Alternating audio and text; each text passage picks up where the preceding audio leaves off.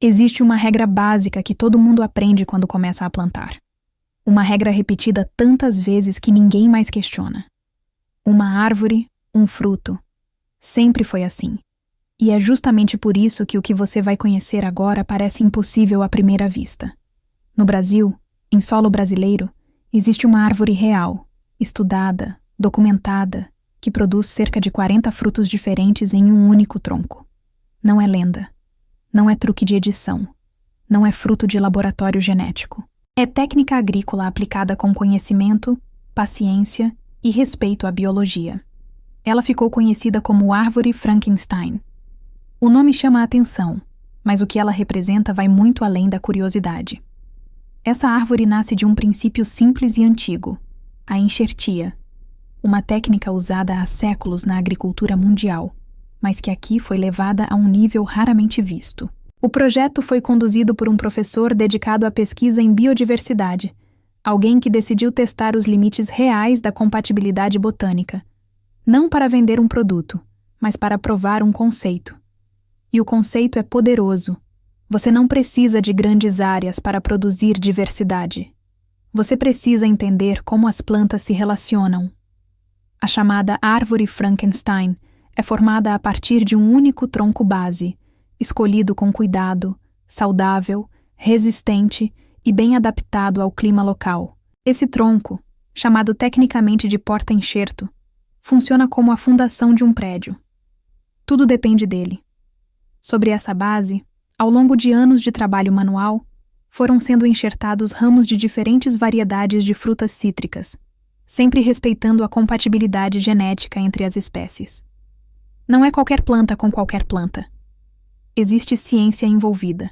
Tangerina, lima, limão, laranja, poncã, murcote, mexerica, laranja-pera, limão Tahiti, lima da Pérsia e várias outras variedades passaram a compartilhar o mesmo sistema radicular, a mesma raiz, o mesmo solo, a mesma água, os mesmos nutrientes. Cada galho mantém sua identidade. Ele sabe exatamente que fruto produzir, mas se conecta a um sistema comum, mais forte e mais eficiente. Isso muda completamente a lógica do cultivo tradicional.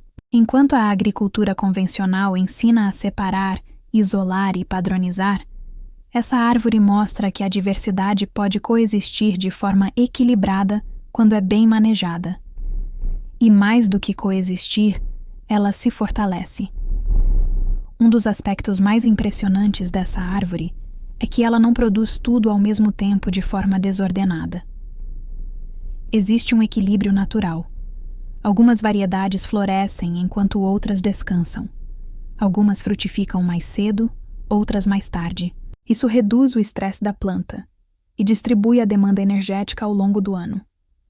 Na prática, isso significa colheitas em diferentes épocas, sem a necessidade de plantar dezenas de árvores diferentes. Um único ponto no solo passa a oferecer variedade alimentar ao longo das estações. Para quem vive em áreas urbanas, quintais pequenos ou propriedades reduzidas, isso representa uma revolução silenciosa. Mas não se trata apenas de espaço. A diversidade na copa também influencia o ecossistema ao redor. Mais variedades atraem mais polinizadores. Insetos benéficos encontram abrigo. O risco de pragas específicas diminui, porque monocultura é o ambiente ideal para infestações, e essa árvore é tudo menos uniforme. A técnica, no entanto, exige cuidado. Esse não é um cultivo automático. É um trabalho de observação constante. Um dos principais desafios da enxertia múltipla é evitar que uma variedade se torne dominante. Alguns ramos crescem mais rápido, puxam mais nutrientes e podem sufocar os outros se não forem controlados. Por isso, o manejo é fundamental. Podas regulares, equilíbrio da copa, acompanhamento do desenvolvimento de cada enxerto. Tudo isso faz parte do processo. Outro ponto crucial é o tempo. Essa árvore não nasce pronta. Ela é construída ao longo dos anos. Cada novo enxerto exige que a planta esteja saudável, em crescimento ativo e bem adaptada. A pressa é inimiga do sucesso. Esse detalhe é importante porque mostra algo que raramente é dito. Não existe milagre agrícola. Existe conhecimento aplicado com paciência. A experiência da árvore Frankenstein também tem um papel educacional enorme. Ela desperta curiosidade, especialmente em crianças e jovens, ao mostrar de forma visual como a biologia funciona, como plantas podem cooperar e como a natureza é mais flexível do que os manuais simplificados costumam mostrar. Em instituições de ensino, projetos como esse ajudam a formar uma nova mentalidade agrícola, menos dependente de fórmulas prontas e mais baseada em observação, diversidade e adaptação local. Para pequenos agricultores, a ideia abre possibilidades reais.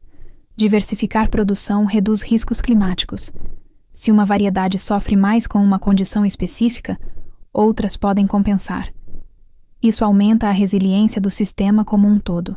É importante deixar claro: a árvore Frankenstein não substitui todas as formas de cultivo.